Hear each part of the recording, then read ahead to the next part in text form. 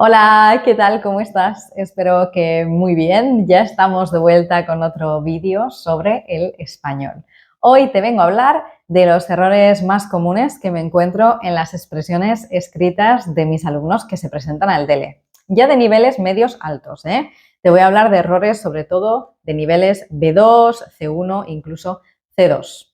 Así que si te interesa conocerlos y algún consejo para evitarlos, este vídeo te interesa. Quédate que empezamos.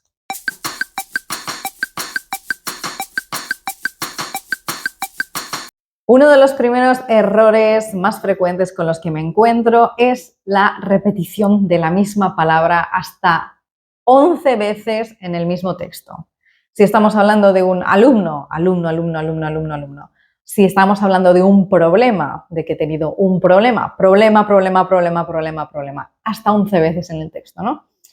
Esto es un error, no voy a decir bastante grave, pero lo que estás demostrando cuando utilizas constantemente la misma palabra es que no tienes otro tipo de recursos en cuanto a vocabulario para hablar, para expresarte, ¿no? Para expresar esa idea. No tienes sinónimos o otro tipo de recursos para poder utilizar. Entonces, es mejor no, por supuesto, no repetir muchas veces la misma palabra en el mismo texto. Lo mismo pasa con los verbos que son más básicos, como el verbo tener, por ejemplo, que lo aprendemos en el A1 y lo utilizamos todo el tiempo, pero cuando llegamos al nivel B2 o C1, tenemos que empezar a utilizar otro tipo de verbos, como por ejemplo obtener, que es también muy similar a tener, pero más formal. Claro, pues por ejemplo, yo obtuve mi máster en el año 2015, ¿no? O si hablamos de terminar algo, pues quizás es un poco más formal utilizar el verbo finalizar. Es más adecuado para este tipo de niveles.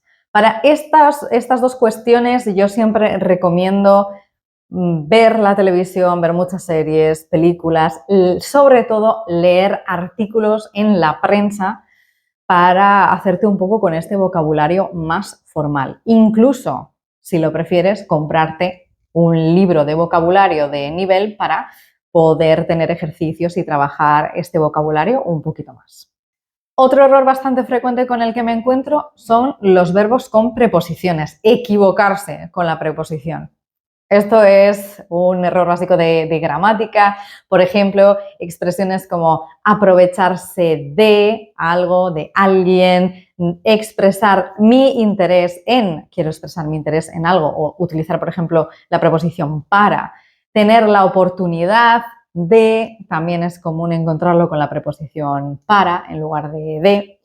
Entonces, sí, es un error bastante común, sé que es difícil porque a nosotros nos pasa lo mismo con los phrasal verbs, ¿de acuerdo? Así que es bastante común, es difícil saber qué preposición va con cada verbo, así que bueno, no te preocupes, es bastante común y en general no supone un problema para comprender lo que quieres decir, pero bueno, es cuestión también de intentar realizar ejercicios de gramática para poder comprender mejor cómo funcionan. No olvidarte además de que hay verbos con los que podemos utilizar varias preposiciones, así que bueno, es cuestión de trabajo, de paciencia, de utilizarlo lo máximo posible para aprender a utilizarlos bien. También son frecuentes los errores con por y para. Aquí tampoco hay mucho más que decir, sinceramente. Sé que hay un montón de recursos online que puedes utilizar para conocer mejor los usos de por y para, pero sí, también es algo que es bastante difícil, es complicado y es cuestión de practicar, practicar y practicar. A partir del nivel B2 comienza a ser importante ya utilizar las expresiones en español. Esas frases que si traducimos literalmente no tienen mucho sentido porque el significado es un poco diferente. Por ejemplo, estar contra la espada y la pared, ¿no? Es una de esas expresiones y es importante utilizarlas, claro, pero el objetivo no es aprender expresiones y ya utilizarlas en los textos y ya está, no.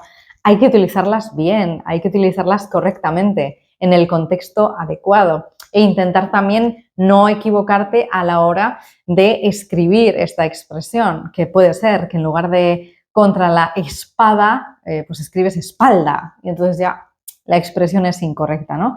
Pero sobre todo, remarcar que no se trata de que tienes que utilizarlas así, aprenderlas y meterlas en el texto y ya está. No, tienes que utilizarlas correctamente. Así que mucho cuidado, si las aprendes, utilízalas bien, aprende muy bien el contexto en el que tienes que utilizarlas.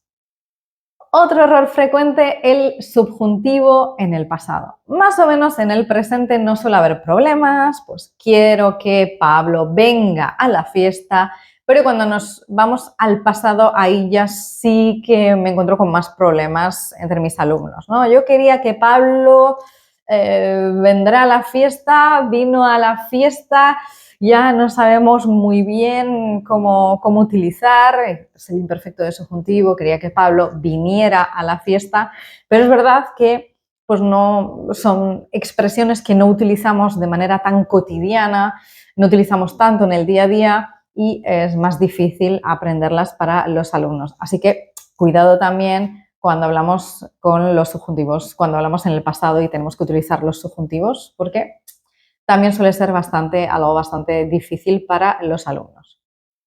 A veces también tengo problemas cuando hablamos, por ejemplo, de una carta de reclamación, ¿no? Tenemos que contar la historia, pues de cómo fue, pues que yo llamé al servicio de atención al cliente, me puse en contacto con la empresa y me dijo que no había solución. Esto es algo como muy frecuente. Lo que pasa es que cuando hablamos de una empresa o hablamos de un servicio de atención al cliente, cuando no nos referimos a alguien en particular, solemos expresarnos en plural, porque consideramos que una empresa es un conjunto de personas, un servicio de atención al cliente es un conjunto de personas, entonces no lo usaríamos en singular. Me puse en contacto con el servicio de atención al cliente y me dijeron que no había solución. Eso sería lo más correcto en español. A menos que te refieras a una persona en concreto, ¿no?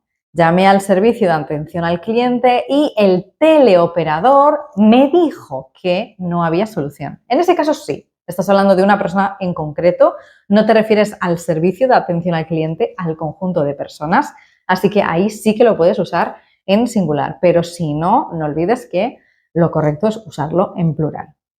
También hay que hablar de hay. Sí, hay. Hay es un básico del español, desde el A1 lo estamos utilizando para hablar de la existencia de algo. Hay casas, hay un teléfono, hay un lápiz encima de la mesa. Y tenemos muy claro que es hay, ¿vale? ¿Y qué pasa cuando hablamos en pasado? Cuando hablamos en presente de subjuntivo. Ahí ya comienzan las dudas para muchos alumnos. Habían muchas personas en la calle. Es muy frecuente ver este tipo de construcción y es incorrecta. Decimos había muchas personas en la calle. ¿Por qué? Porque en presente sería hay muchas personas en la calle. Yo siempre recomiendo que cuando hay dudas sobre este tema, pensemos en cómo sería la frase en presente.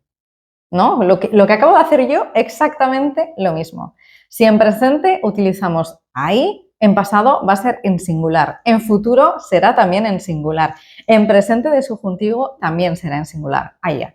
¿De acuerdo? Así que ante la más mínima duda, utilice esa frase en presente para ver de qué manera conjugarías el verbo. ¿Qué verbo utilizarías y cómo lo conjugarías? Y si es hay, entonces siempre, siempre, siempre, en cualquier otro tiempo, pasado, futuro, subjuntivo, utilízalo en singular, la conjugación en singular, la tercera persona del singular.